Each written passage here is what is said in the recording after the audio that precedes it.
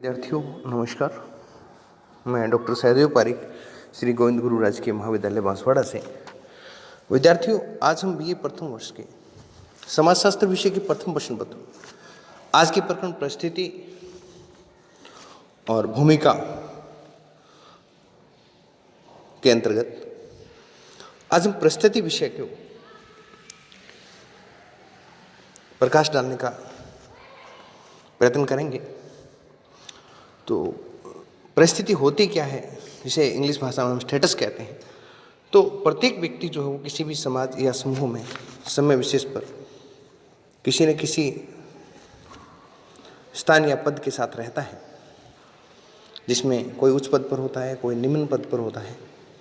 और एक व्यक्ति एक क्षेत्र में अति महत्वपूर्ण हो सकता है और दूसरे क्षेत्र में उसका दर्जा निम्न हो सकता है। उदाहरण के लिए मंत्री का पद धारण करने वाले व्यक्ति की राजनीतिक स्थिति जो है बहुत ऊंची है, जबकि वही व्यक्ति यदि खिलाड़ी नहीं है तो खेल जगत में उसका कोई स्थान नहीं होता है या नहीं हो सकता है। वहीं शुंग परिवार में दादा परिवार का मुखिया होने के नाते सम्माननीय और शक्तिशाली है, परंतु वही व्यक्ति यदि किसी ऑफिस में चपरासी या चतुर्थ श्रेणी कर्मचारी है तो उसकी भूमिका वहाँ पर निम्न हो सकती है। इस प्रकार प्रत्येक व्यक्ति का समाज में कोई ना कोई पद या एक दर्जा होता है। उसे हम समाजशास्त्रीय भाषा में परिस्थिति या स्टेटस के नाम से जानते हैं। परिस्थिति जो है वो एक अवधारणा है, ऐसी अवधारणा है जिसके अंतर्गत किसी व्यक्ति से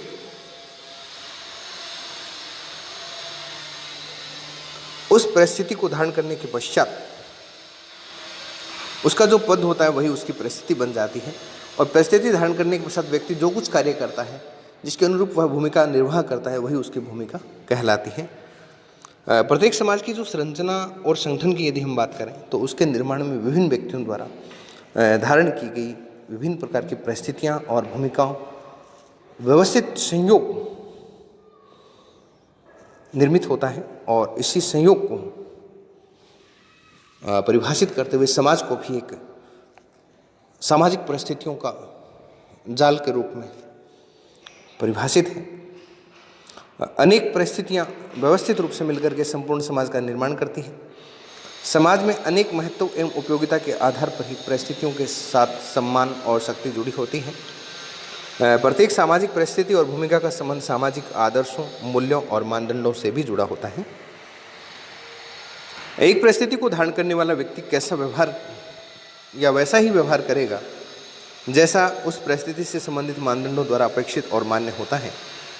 एक पिता, पति, खिलाड़ी, राजनेता, प्राध्यापक, डॉक्टर, इंजीनियर, दुकानदार, छात्र आदि किस प्रकार से समाज में अपनी भूमिका अदा करेंगे या किस प्रकार के अपने दायित्वों का निर्वाह करेंगे, ये सारा जो है वो सामाजिक नियमों के द्वारा परिभाषित होता है, तय होता है। और परिस्थिति के अनुरूप भूमिका का जो निर्वाह है उसे हम परिस्थिति संतुलन कहते हैं। Balance of status and role के नाम से भी इसको हम जानते हैं। तो विद्यार्थियों, ये जो अवधारणा थी वो परिस्थिति के विषय। तो सामाजिक परिस्थिति और भूमिका के बारे में जो अलग अलग विचार हैं या अलग अलग विचारकों ने अपने विचार प्रकट किए हैं, उनमें लिंटन, हिलर, मर्टन, पार्सन्स और डेविस नाम के समाजशास्त्री और उनके विचार जो हैं प्रमुख हैं। अरस्तु ने अपनी पहली पुस्तक राजनीति में परिस्थिति और भूमिका के विषय में इन दोनों शब्दों का प्रयोग भी किया था, किंतु राल्फ लिंटन जो है वो पहला समाज वैज्ञानिक था जिसने इन दोनों अवधारणाओं की विस्तृत व्याख्या प्रस्तुत की। यहाँ हम परिस्थिति और भूमिका के विषय में अलग अलग विचार करेंगे। आज जो है वो हम परिस्थिति का अर्थ और परिभाषाओं के विषय में ही जानने की कोशिश करते हैं। जो परिस्थिति है उसकी अवधारणा को मैंने आपको बता ही दिया था कि किसी भी सामाजिक व्यवस्था में किसी व्यक्ति को जो सामाजिक दर्जा या जो स्थान प्राप्त होता है उसे हम परिस्थिति कहते हैं। जब इसकी परिभाषाओं की हम बात करें तो पहली परिभाषा हम लेते हैं एलियट और मेरिल की परिभाषा। परिस्थिति व्यक्ति का वह पद है जिसे व्यक्ति किसी समूह में अपने लिंग, आयु, परिवार, वर्ग, व्यवसाय, विवाह अथवा प्रयत्नों आदि के आधार पर प्राप्त करता है। यानी कि अपनी क्षमताओं से अर्जित करता है और अपनी आनुवंशिकता के साथ भी प्राप्त करता है। एलियट और मेरिल की जो डेफिनेशन है उसमें दोनों ही शब्द शामिल होते हैं, दोनों ही वर्ग शामिल हैं कि एक तो वह जिसे व्यक्ति अपने समूह, लिंग, आयु, परिवार, वर्ग, व्यवसाय और विवाह अथवा प्रयत्नों के आधार, यानी कि व्यक्ति अपना आनुवंशिकता के आधार पर, जन्मजात योग्यताओं के आधार पर या अपने प्रयासों के आधार पर जो भी पद प्राप्त करता है वह उसकी परिस्थिति कहलाती है। आकबर्न और निमकॉफ ने कहा कि परिस्थिति की जो सबसे सरल परिभाषा है वो ये है कि ये समूह में व्यक्ति के पद का प्रतिनिधित्व करती है। यानी कि सरल परिभाषा के रूप में हम ये कह सकते हैं कि परिस्थिति क्या है कि वही जो व्यक्ति का समूह में जो पद है उसी का प्रतिनिधित्व है, वो क्या कहलाती है? परिस्थिति कहलाती है। लेपियर के अनुसार जो सामाजिक परिस्थिति सामान्यतः उस पद के रूप में समझी जाती है, क्या कहा कि सामाजिक परिस्थिति सामान्यतः उस पद के रूप में समझी जाती है जो एक व्यक्ति समाज में प्राप्त किए रहता है या होता है।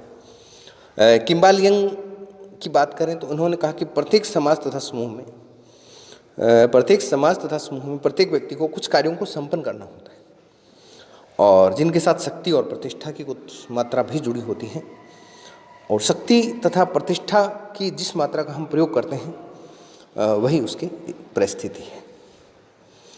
फिर से कि किम्बाल यंग ने कहा कि प्रत्येक समाज तथा समूह में प्रत्येक व्यक्ति को कुछ कार्यों को संपन्न करना होता है जिसके साथ शक्ति और प्रतिष्ठा की कुछ मात्रा जुड़ी होती है। शक्ति तथा प्रतिष्ठा की जिस मात्रा का हम प्रयोग करते हैं वही हमारी परिस्थिति है। तो लिंटन ने कहा कि सामाजिक व्यवस्था के अंतर्गत किसी व्यक्ति को एक समय में जो विशेष स्थान प्राप्त है या एक समय विशेष में जो स्थान प्राप्त है उसी को उस व्यक्ति की सामाजिक परिस्थिति कहा जा सकता है या कहा जाता है। ब्रिस्टेड ने लिखा कि सामान्यतः जो एक परिस्थिति समाज अथवा समूह में एक पद है। समाज अथवा समूह में क्या है? एक पद है। डेविस की बात करें तो डेविस के अनुसार परिस्थिति किसी भी सामान्य संस्थात्मक व्यवस्था में किसी भी पद की सूचक है और ऐसा पद जो समाज द्वारा स्वीकृत है और जिसका निर्माण स्वतः हुआ है तथा जो जनरीतियों और रूढ़ियों से संबंध है वही परिस्थिति डेविस की परिभाषा में कि परिस्थिति किसी भी सामान्य संस्थात्मक व्यवस्था में किसी पद की सूचक है और ऐसा पद जो समाज द्वारा स्वीकृत है और जिसका निर्माण स्वतः हुआ, यानी अपने स्वार्थ के लिए किसी व्यक्ति ने पद का सृजन नहीं किया है, जिसका निर्माण स्वतः हुआ है तथा जो जनरीतियों और रूढ़ियों से संबंधित है, परिस्थिति कहलाती है। विद्यार्थियों, इन सारी परिभाषाओं के आधार पर हम ये कह सकते हैं कि सामाजिक परिस्थिति का अभिप्राय उस सामाजिक पद से है या परिस्थिति जो है वो व्यक्ति की समूह अथवा समाज में पद की सूचक है और यह पद व्यक्ति को समाज द्वारा स्वतः ही प्रदान किया जाता है या किया जा सकता है, और या दूसरी बात क्या कि व्यक्ति अपने गुणों और योग्यता के आधार पर इसको प्राप्त कर सकता है। और एक व्यक्ति की परिस्थिति हमेशा सदैव या हमेशा दूसरे व्यक्तियों की तुलना में ही होती है और अकेले व्यक्ति की कोई परिस्थिति नहीं हो सकती। इसे हम एक उदाहरण के द्वारा समझ सकते हैं कि जैसे हम कहें कि कोई व्यक्ति अध्यापक है तो इसका मतलब उसके साथ कोई ना कोई छात्र भी उसके होंगे, क्योंकि बिना छात्र के कोई व्यक्ति कोई अध्यापक नहीं हो सकता। और इसी प्रकार हम कहेंगे अमुक व्यक्ति नेता है तो नेता के साथ क्या होना चाहिए? अनुगामी होना चाहिए, उसके अनुसरण करने वाले होने चाहिए, क्योंकि बिना अनुगामियों के हम नेता की कल्पना जो है नहीं कर सकते। इस प्रकार एक परिस्थिति को हमेशा दूसरी परिस्थिति के संदर्भ में देखा जा सकता है। और परिस्थिति शब्द एक और तो श्रेणी के विचार को प्रकट करता है और दूसरी ओर व्यक्ति के व्यवहार का भी हमें बोध करवाता है। परिस्थिति एक व्यक्ति के दूसरे व्यक्तियों की तुलना में प्राप्त अधिकारों और कर्तव्यों की भी परिचायक है और साथ ही प्रत्येक परिस्थिति के साथ कुछ सामाजिक नियम, मूल्य और मानदंड भी जुड़े होते हैं। प्रत्येक व्यक्ति से यह अपेक्षा की जाती है कि वह उस परिस्थिति से संबंधित इन मानदंडों की पालना करे और ऐसा न करने पर उसकी आलोचना की जाती है। एक व्यक्ति समाज में एक साथ कई परिस्थितियों को धारण करता है, जैसे एक व्यक्ति प्राध्यापक, पिता, पति, मामा, भाई, पुत्र आदि परिस्थितियों को एक साथ धारण करता है, किंतु समूह और समुदाय में वह किसी मुख्य परिस्थिति के नाम से ही जाना जाता है। मुख्य या प्रमुख परिस्थिति से ही उसकी पहचान होती है। अब यदि हम परिस्थिति और भूमिका के कुछ आवश्यक तत्वों की बात करें, यानी कि कुछ जरूरी तत्वों का उल्लेख करें, तो ये है कि प्रत्येक समाज में एक परिस्थिति और उससे संबंधित भूमिका का निर्धारण समाज के सांस्कृतिक कारकों और मूल्यों के द्वारा किया जाता है। यानी कि किसी भी व्यक्ति की परिस्थिति का जो निर्धारण है और उससे जुड़ी हुई भूमिका का जो निर्धारण है, तो वो सब समाज के सांस्कृतिक कारकों और मूल्यों के द्वारा किया जाता है। और संस्कृति यह तय करती है कि किसे कौन सी परिस्थिति प्रदान की जाएगी और वह क्या भूमिका निभाएगी। परिस्थिति और भूमिका की अवधारणा हमेशा दूसरे व्यक्तियों के संदर्भ में ही समझा जा सकता है। जैसे मैंने आपको पहले ही बताया था कि अध्यापक की छात्रों के संदर्भ में और नेता की अनुगामियों के संदर्भ में एक ही परिस्थिति और भूमिका का निर्वाह पृथक पृथक व्यक्तियों द्वारा अपने अपने ढंग से अलग अलग तरीके से किया जाता है। जैसे प्रधानमंत्री के रूप में पंडित नेहरू, लाल बहादुर शास्त्री और मोरारजी देसाई और नरेंद्र मोदी, इन सब के द्वारा समान ढंग से भूमिकाओं का निर्वाह नहीं किया जा सकता। अपना अपना तरीका होता है, यूँ कह लीजिए। प्रत्येक परिस्थिति और भूमिका को हम व्यक्ति के संपूर्ण सामाजिक पद का केवल एक भाग ही मानते हैं, एक भाग ही होती है। और प्रत्येक व्यक्ति समाज में एक साथ अनेक परिस्थितियां प्राप्त करता है और उसे अलग अलग अवसरों पर उनके अनुरूप अपनी भूमिका निर्वाह करता है। परिस्थिति और भूमिका के आधार पर संपूर्ण समाज विभिन्न परिस्थितियों में बंटा हुआ होता है। यानी कि समाज जो है वो उसमें एक परिस्थिति नहीं होती है, बहुत सारी परिस्थितियों में वो समाज बंटा होता है और प्रत्येक परिस्थिति के साथ एक विशेष मूल्य और उसकी प्रतिष्ठा जुड़ी होती है, जो कि संस्कृति के द्वारा निर्धारित होती है। उदाहरण के लिए हम मान लें कि पश्चिमी देशों की तुलना में भारत की अपेक्षा स्त्रियों की प्रतिष्ठा जो ऊंची है। जैसे पश्चिमी देशों में भारत की अपेक्षा स्त्रियों की प्रतिष्ठा ऊंची है और हम कह सकते हैं कि एक समय में एक व्यक्ति कई परिस्थितियों को धारण करता है, किंतु वह सभी का निर्वाह समान योग्यता और कुशलता के साथ नहीं कर पाता है। हो सकता है एक व्यक्ति अच्छा खिलाड़ी हो सकता है, खिलाड़ी की परिस्थिति उसकी अच्छी हो सकती है, किंतु वह असफल व्यापारी और लापरवाही वाला व्यक्ति भी या लापरवाह पति भी हो सकता है। और समाज में हमेशा उच्च और निम्न परिस्थितियों के कारण सामाजिक संस्तरण अथवा विभेदीकरण पैदा होता है। जब स्ट्रेटिफिकेशन की बात आएगी या विभेदीकरण की बात आएगी तो ये किससे जनित है? समाज में उच्च और निम्न परिस्थितियों के कारण ही जनित है।